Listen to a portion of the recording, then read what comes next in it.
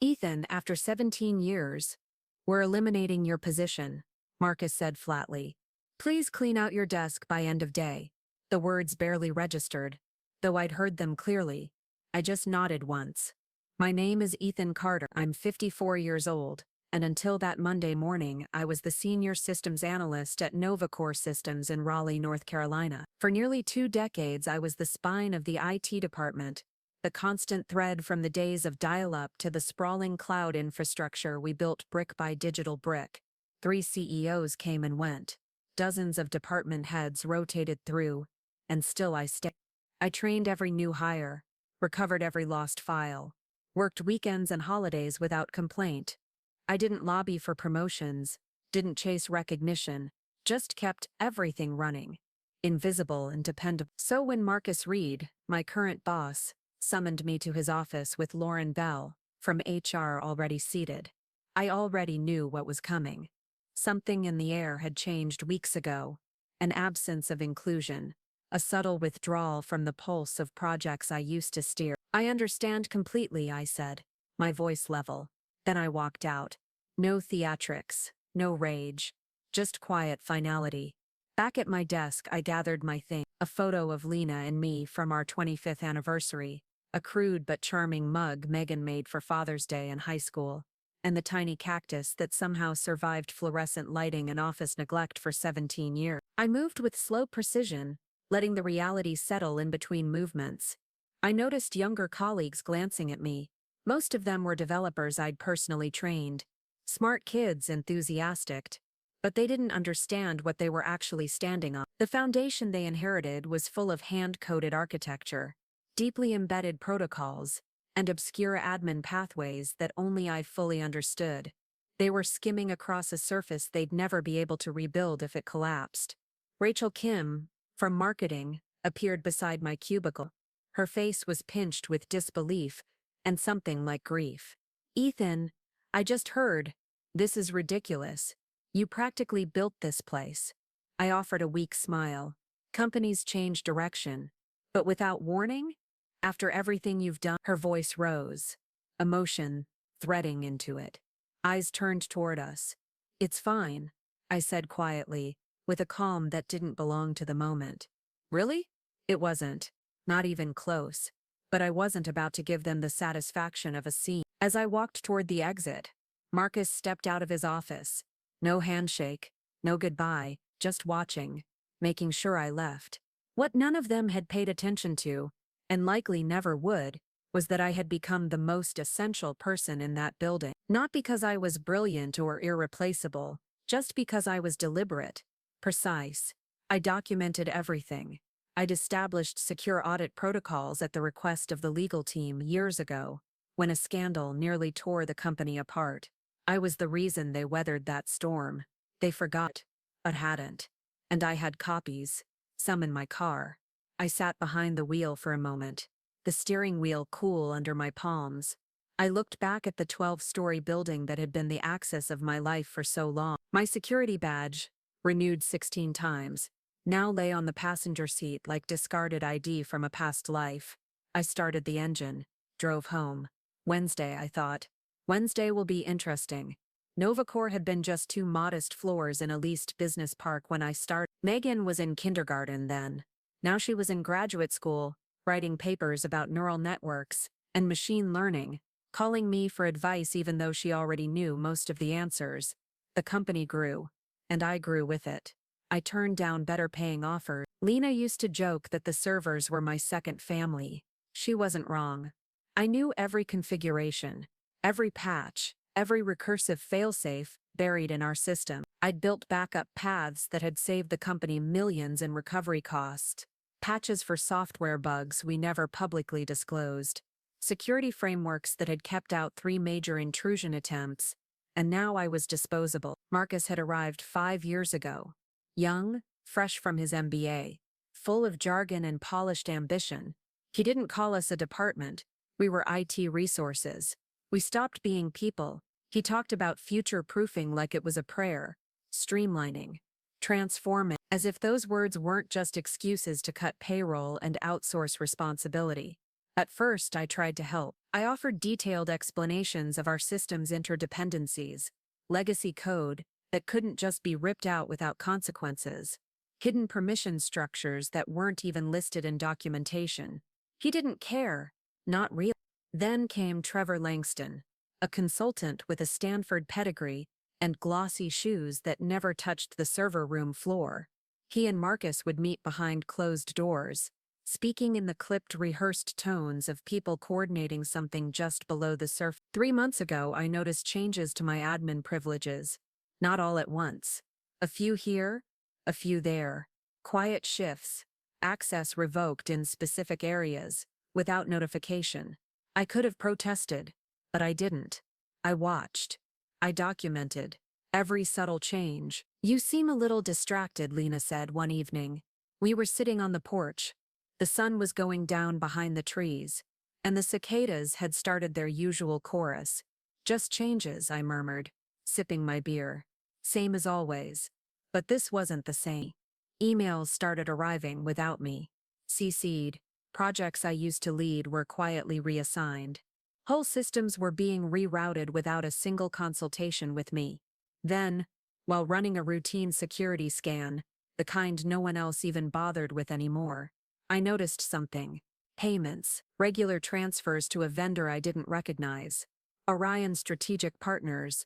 I looked them up. Registered just last year. Mailing address led to a UPS store in a strip mall. The payments were small at first. $2,500, $5,000. Then they started climbing. 10,000, 22,000. Repeating every month. I said nothing. I took screenshots. I downloaded logs.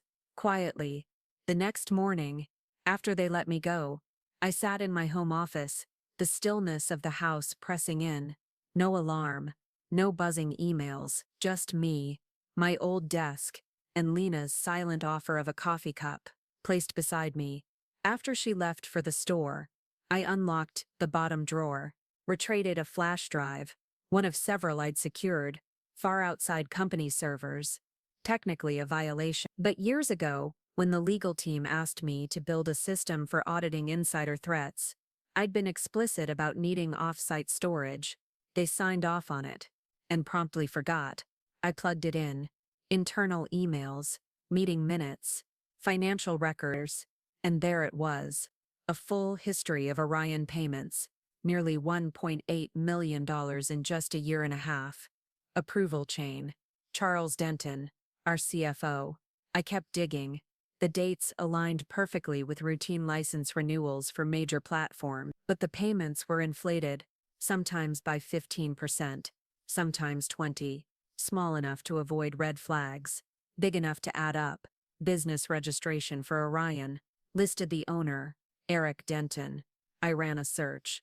Charles's brother-in-law. So they were laundering money through marked-up payments, hiding in plain sight by attaching them to legitimate expenses.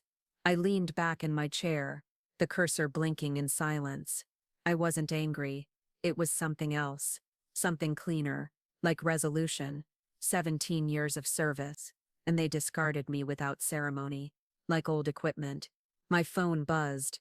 A text from Noah, the junior analyst I'd mentored since he was hired. "Sorry about what happened. Total BS. Langston's already moved into your old office." I stared at the screen for a moment. I didn't reply. The puzzle was coming together. Marcus and Charles needed me gone, not just because I was in the way, but because I might connect the dots. They thought removing me would erase the evidence. They didn't know I'd already made copies. Dozens of them. I opened a new email addressed to the board, typed one sentence, deleted it. No. Too obvious. Too easy to spin as bitterness. I needed leverage. Something undeniable. Wednesday would be perfect. The board met. Quarterly financials. Bonus approvals. Time to make a move. I closed the laptop and stared out the window, watching the world spin forward without me. But not for long. Wednesday morning, I sat in my car across the street from Novacore's headquarters. From behind the tinted glass, I watched the employees file in. Same as every weekday morning. Most of them walked fast, coffee in hand, heads down, minds already ticking through calendar invites and code commits. My laptop sat open in the passenger seat. I had already logged into an old email account, one I'd created years ago for security testing. The domain mimicked Novacore's internal address space, but it was never registered in the main directory. Undetectable, untraceable, useful.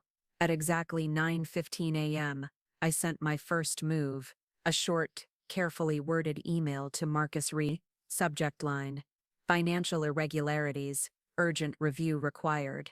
In the body, I outlined the basics: flagged vendor activity, irregular payments, matching financial records that suggested potential fraud. Just enough detail to stir anxiety. But I left out the family connection. I wanted to see what Marcus did when only half the truth surfaced. If he wasn't involved, he'd investigate. If he was, he'd panic. Either way, I'd learn something. By 9:45, my phone rang. Marcus. I let it go to voicemail.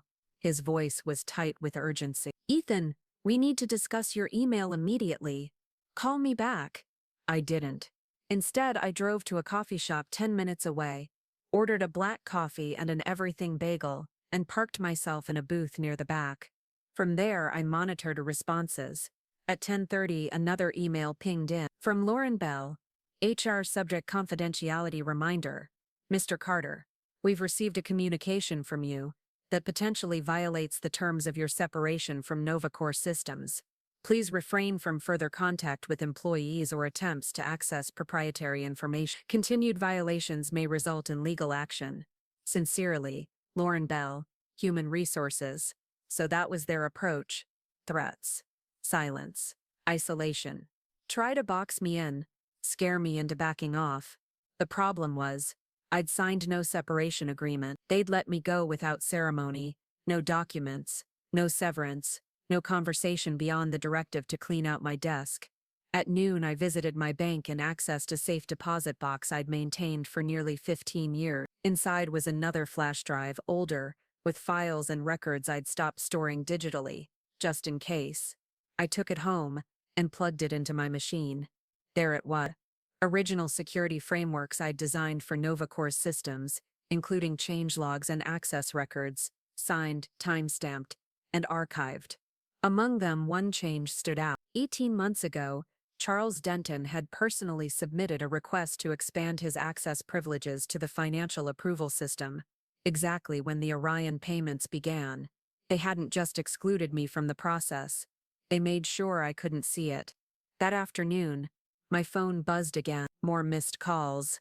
Marcus, Lauren, and now Trevor Langston. That one caught my attention. I opened my personal email and found a message from Noah Patel. Subject: urgent. What's going on? Ethan, they're saying you sent some crazy email about financial fraud. Langston just called an emergency meeting. Everyone's scrambling. They're cutting our access to historical records. We can't even do our jobs. What's happening? Poor kid. Still inside the blast radius, still thinking it might make sense from the inside. I typed 2 lines. Don't get involved, Noah. Just keep your eyes open. At 3:00 p.m. my landline rang. A number I hadn't used for business in years. I answered silently. Ethan, it's Charles Denton. His voice was measured. Careful. We should talk. I think there's been a misunderstanding. Is that what we're calling it? I said, keeping my tone neutral. Look, transitions are messy. If you've got questions about financial procedures, there are proper channels. The board? I interrupted. He paused. There's no reason to involve them. These are operational matters. Why don't we meet? Just the 2 of us. Clear the air. No lawyers. I'm busy tomorrow, I said. Ethan, I think the board would be very interested in Orion's strategic partners, I continued calmly. And your brother-in-law. There was a sharp inhale on the other end. Silence. You're making a serious mistake, he said finally. We can make this right. Severance. Strong references. Whatever you need. Goodbye, Charles. Click. 10 minutes later, an email arrived from Lauren Bell. This time it included a generous severance offer, double what they'd initially floated, plus a non-disclosure agreement that read like a legal straitjacket. They thought this was extortion. They still didn't understand. By Thursday morning, I'd spent nearly 12 hours mapping data points, correlating dates, matching dollar amounts. The more I dug, the more the pattern unraveled. Orion wasn't Denton's first scheme. 3 years earlier, 6 months after he was promoted to CFO, another pattern emerged: inflated consulting fees to a company named Crescent Edge Consulting. I dug deeper. The payments looked routine on the surface, but when I tracked the vendor registration, I found that Crescent Edge was headquartered at a virtual office suite. No employees, no website. Its CEO, Cynthia Denton, Charles's wife. So, the husband and wife laundering team. But that wasn't the biggest shock. When I combed through archived email metadata, I found correspondence between Marcus Reed and Denton. Subtle, coded, but unmistakable. Approvals, mentions of initiative smoothing and structural compliance. I decrypted attachments, cross-referenced timestamp. It was clear. Marcus had helped arrange and protect these payouts in exchange for increased budget and autonomy. That's why he'd replaced the last IT director. And Trevor Langston? His firm had been hired outside normal procurement procedures. No RFP, no review process. He wasn't there to modernize systems. He was there to erase me. The scheme was elegant. Create fake but plausible vendors. Route real payments with small markups. Split the difference. Because services were technically being rendered, audits never flagged them as irregular. But across 3 years they'd siphoned off over $4.3 million. I compiled everything. A timeline, a spreadsheet showing payment spikes, registry links, email logs. Then I made a choice they wouldn't see coming. I called Harold Lynn, a board member I hadn't spoken to in years. We'd worked together once on a company-wide security rollout, back when people still read IT memos. Ethan Carter, he said, picking up on the second ring. Been a while. I heard about NovaCore, not exactly a voluntary exit, I said. He chuckled. So, I gather, Marcus and Denton have been pacing hallways like storm clouds. Something I should know? Yes. Can we meet? 15 minutes of your time. Pause. This about the sudden spike in emergency finance meetings. Likely, I said. Where? An hour later, we sat at a park 3 miles from HQ. I handed him a sealed envelope and a flash drive. That's everything, I said. Payments, ties to Charles and his family, Marcus's involvement, even Langston's recruitment path. Harold didn't open it immediately, just studied me. You want your job back? No. Money? No. Then what? I want the people responsible held accountable, and I want this company to survive what's coming next. He nodded. Emergency board sessions scheduled for tomorrow. Finance review. Perfect timing. He slipped the envelope into his briefcase. If this checks out, there will be consequences. I'm counting on it. As I walked back to my car, my phone buzzed. Lena. Someone named Trevor Langston came by the house. Her message read. Said it was urgent. I told him you weren't here. They were panicking. Good. That afternoon, 2 separate recruiters reached out with job offers, senior roles at competing firms, both with signing bonuses. I ignored them for now. This wasn't about moving on. It was about finishing what they started. That evening I accessed NovaCore's servers one last time. Langston's team had failed to revoke my credentials properly. Amateur mistake. I used them to schedule an email to be sent to the entire board. Subject: before you approve Q2 bonuses, read this. Attached my full report. Delivery time. Friday 8:00 a.m. I logged off, closed the laptop, sat in the quiet. The boardroom wouldn't stay quiet much longer. Friday morning broke clear and calm. I sat on the front porch, steaming coffee in hand, watching the early sun stretch across the neighborhood. Birds darted between trees. A delivery truck hummed down the road. In that moment, everything looked ordinary, but inside NovaCore, nothing was. At precisely 8:00 a.m., my scheduled email delivered itself to the inboxes of every board member. A full report. Names, figures, timelines, the entire anatomy of the scheme. No conjecture, no emotion, just unignorable fact. By 8:17, my phone lit up. Calls from unfamiliar numbers, assistants, maybe board members themselves, trying to reach me. I let them go to voicemail. At 9:00 a.m., Nova Corps' Emergency Finance Committee convened. I imagined Harold Lynn seated near the center, quietly watching as the pieces fell into place. At 9:32, a message from Noah arrived. Police are here. Denton and Marcus are being questioned. Langston looks pale. What did you do? I didn't reply. The machine was already in motion. At 10:04, the company's general counsel called. Her tone was measured, deliberate. This is Deborah Fields, she said, Nova Corps' legal counsel. Yet, the board would appreciate your cooperation in clarifying some of the information you've provided.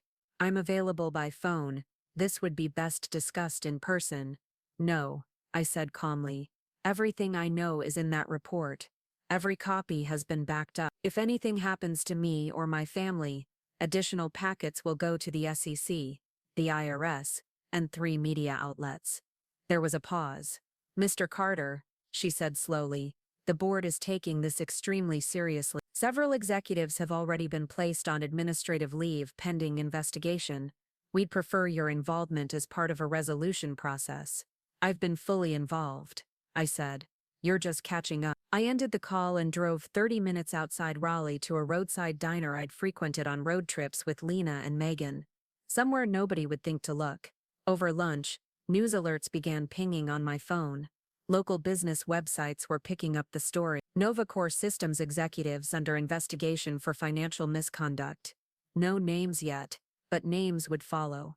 At 2:00 p.m., Harold called. It's a bloodbath, he said bluntly. Denton confessed. Blamed Marcus for pressuring him. Marcus is denying everything. Langston's claiming he was just a contractor with no knowledge of any financial irregularities. I said nothing. Just let him talk. The board suspended all 3, effective immediately. Forensic accountants are coming in Monday. Early projections suggest the total loss is around $4 to $5 million, possibly more. I was close, I said quietly. They want to talk to you, Harold continued, about coming back. Not to your old role, a new one. Chief Information Security Officer. Direct line to the board. I'd suspected they'd offer something like that. Still, I didn't respond right away. I'll think about it. That night I told Lena everything. From the access changes, to the emails, to the final delivery.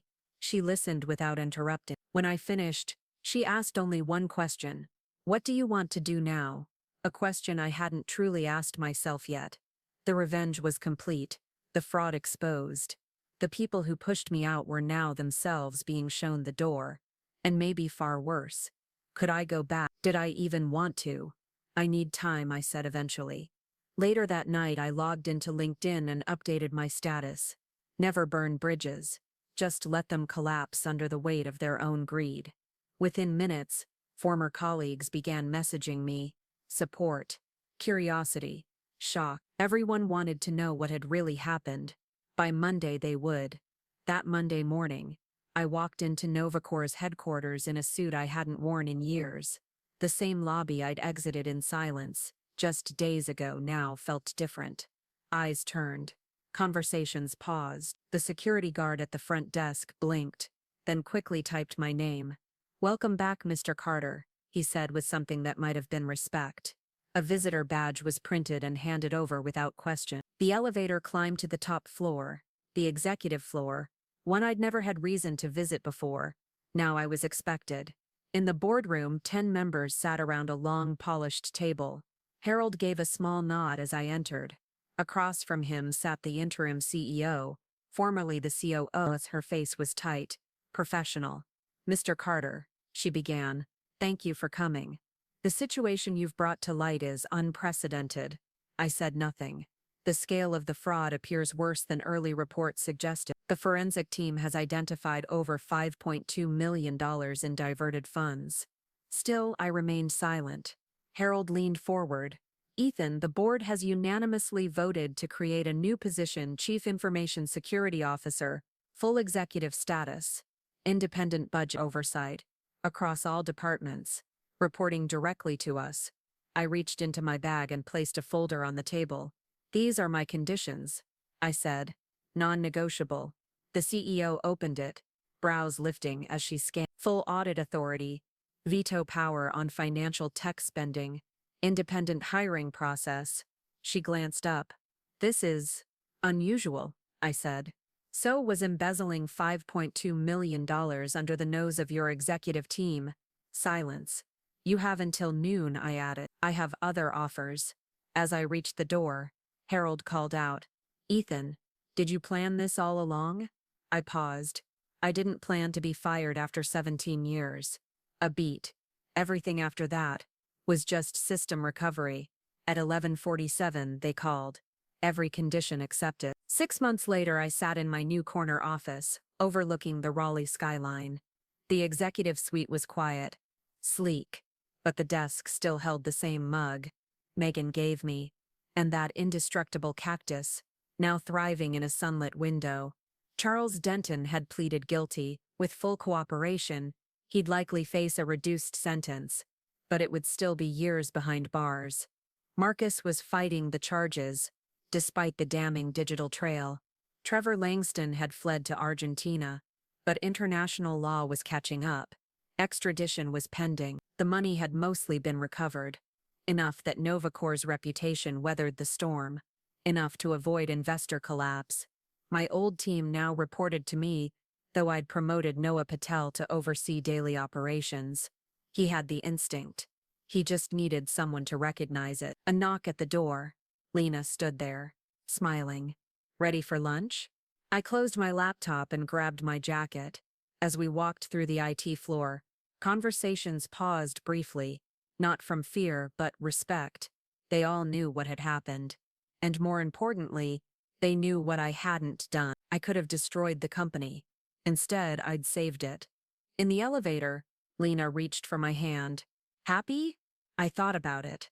The anger that once burned hot had cooled into something quieter. Not joy, exactly, but peace. I'm good, I said. Outside, the sun warmed the pavement as we walked toward a restaurant nearby. My phone buzzed. A message from Harold. Board approved your budget increase. Unanimous. I smiled. Just slightly. What is it? Lena asked. Nothing, I said, sliding the phone back into my pocket. Just thinking about bridges. Some collapse under the weight of greed. Others, when rebuilt right, become stronger than ever. This one?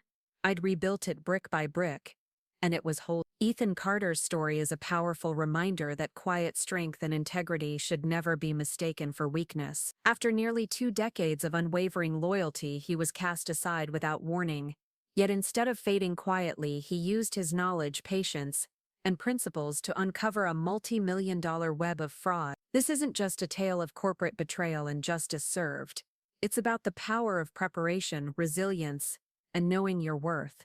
If you've ever been overlooked, underestimated, or pushed aside, Ethan's journey will inspire you to stay grounded and stand tall.